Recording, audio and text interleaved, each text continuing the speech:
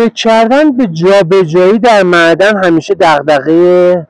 معدنکارها و معدنداران عزیز بوده. طراحی و تولید چرخ زنجیر تا ظرفیت 6 تن به صورت کاملا ایرانی و جواب گرفته در مناطق مختلف ایران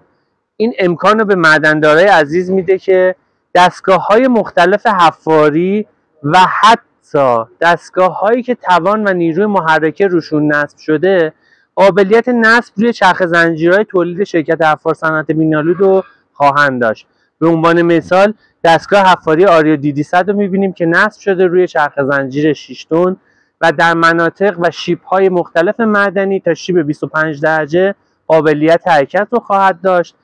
یکی دیگه از ویژگی‌های منحصر به فرد و قابل توجه این چرخ زنجیر این میتونه باشه که در کوتاه‌ترین زمان ممکن قطعات یدکی و سرویس و نگهداری اون در داخل کشور امکان پذیر خواهد.